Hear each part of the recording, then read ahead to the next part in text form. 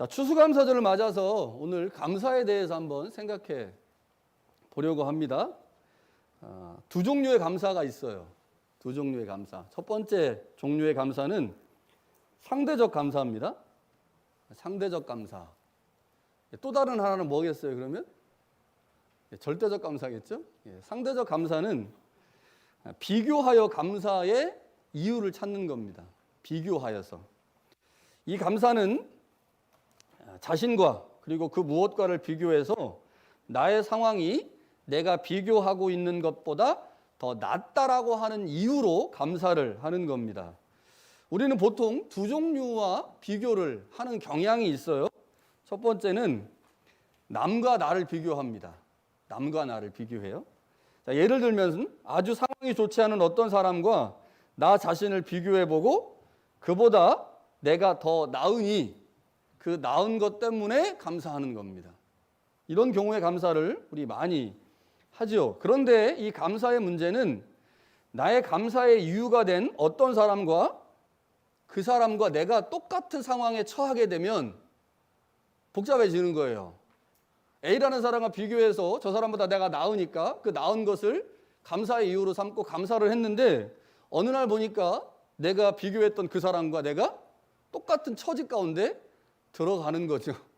그러면 감사할 수 있을까요? 감사 못하는 경우가 많겠죠. 이게 이 상대적 감사가 가지고 있는 한계입니다. 또한 이 상대적 감사는 누군가와 나를 비교하기도 하고요. 나의 현재와 나의 과거를 비교하기도 합니다. 나의 현재와 나의 과거. 과거보다 더 나은 현재를 보면서 감사하는 거죠.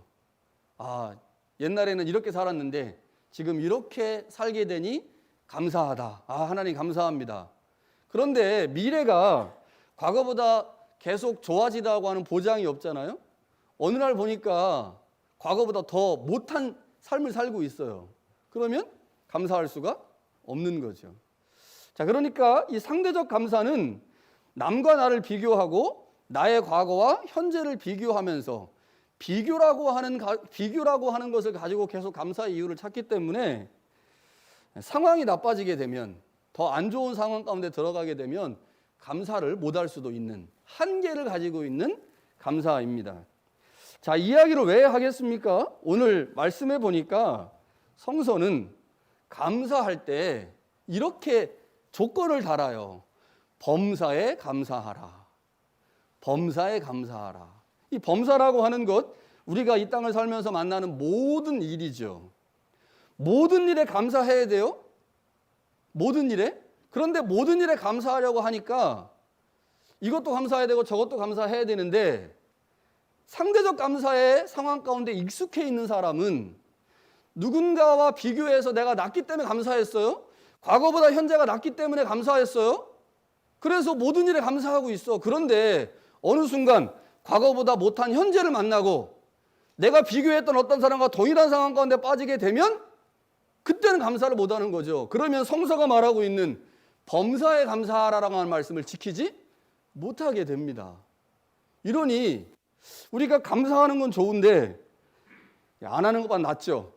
상대적 감사 안 하는 것보다 나아요.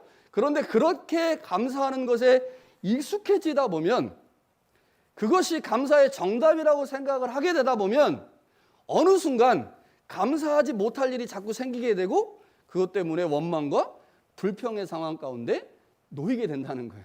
이게 문제인 거죠.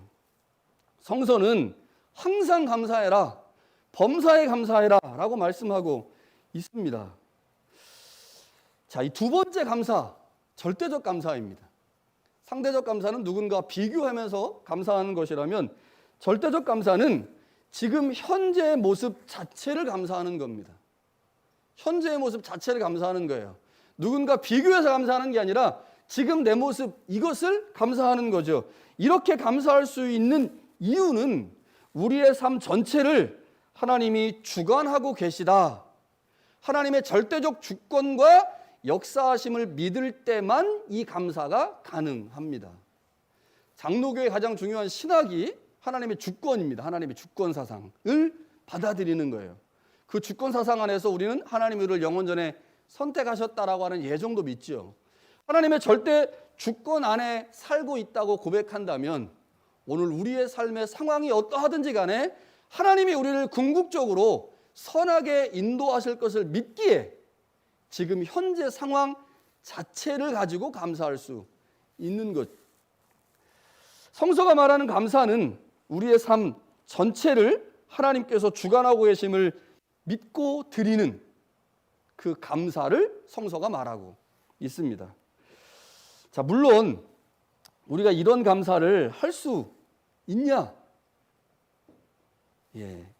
삶으로 가서 얘기해 보면 쉽지 않습니다. 절대적 감사보단 상대적 감사에 익숙해 있어요, 우리는.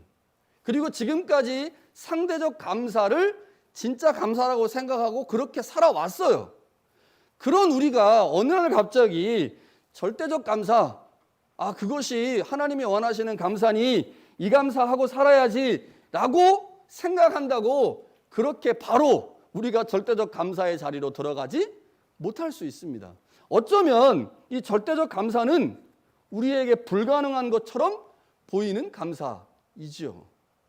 불가능한 것 같아요. 우리는 상대적 감사에 익숙하고 그런 감사를 더 많이 하기 때문이죠. 그런데 여러분, 우리의 감사의 최종 목표가 무엇인지를 아는 사람과 그것이 무엇인지 모르고 상대적 감사가 최고의 감사라고 생각하며 감사하는 사람과는 분명히 다릅니다. 그렇지 않을까요? 목표가 무엇인지 알고 신앙생활을 하는 사람과 그렇지 않고 그냥 되는 대로 신앙생활하는 사람의 차이가 있겠죠. 우리가 감사절을 맞이하면서 하나님이 원하시는 감사, 성서가 우리 가운데 말하고 있는 이 범사에 감사하라라고 하는 말의 의미가 무엇인지를 제대로 이해하고 그 범사의 감사를 향해 나아가는 우리와 무엇이 참 감사인지 모르고 그냥 대충대충 감사하며 살아가는 것, 분명히 차이가 있습니다. 여러분, 지금 우리는 온전하지 못합니다. 온전한 감사를 드리지 못할 때가 너무 많아요. 불완전한 모습으로 감사할 때가 너무 많습니다. 그러나 우리의 신앙의 연수가 더해지면서 우리는 더 나은 감사를 드릴 수 있을 것입니다. 하나님이 우리에게 신앙의 연수가 깊어지면서 하나님을 더 많이 알고 그래서 하나님이 원하시는 성서가 말하는 감사를 하기를 원하고 계시죠. 여러분, 지난 시간 동안 우리에게 참으로 많은 일이 있었습니다. 1년 반 동안 참으로 많은 일들이 있었어요. 우리가 이렇게 마스크를 쓰고 설교하고 마스크를 쓰고 설교를 들을 거라고 예배를 드릴 거라고 누가 감히 상상을 했겠습니까? 이런 일이 일어날 거라고 아무도 상상하지 않았어요. 우리는 지금까지 한 번도 경험하지 못한 힘들고 어려운 시간들을 지난 1년 반 동안 지내왔습니다. 그럼에도 불구하고 하나님이 우리를 구원하셨고 우리를 향해, 우리의 구원을 향해 여전히 일하고 계신 하나님을 순간순간 발견하죠. 여러분, 그것이 우리의 감사의 이유가 된다면 범사에 감사할 수 있을 것입니다. 여러분, 감사절을 맞이하면서 우리의 감사가 하나님 앞에 어떤 감사로 드려야 하는지, PPT가 안 나와도 감사, 찬양 가사가 없어도 감사, 그냥 어깨에다 흥을 내서, 저도 사실은 이 애니어그램상 1번이라 이런 거 상황이 처음에 너무 스트레스를 받아요. 그냥 스트레스 받는 성격이에요. 스트레스 받는 성격이에요. 저 서 있는데 스트레스를 너무 많이 받아. 그런데 그렇게 나를 만드신 하나님 앞에 감사하는 거죠. 우리 어떤 상황이든지 간에 그 상황을 이겨내고 그 상황을 뚫고 하나님 앞에 감사로, 이제 몇 곡 안 남았어요. 몇 곡 안 남았는데 고쳤나 안 고쳤나 모르겠어요. 자, 고쳤으면 우리 PPT 가사 보면서 흥겹게 하나님 앞에 찬양을 드리시고, 또 안 나오면 어떻습니까? 안 나오면 안 나오는 대로 하시고, 이제 마지막 찬양은 주보에 가사가 나오니까 주보에 나온 가사 보시고 같이 우리 축복하면서 그렇게 찬양 예배 드리면 좋겠습니다.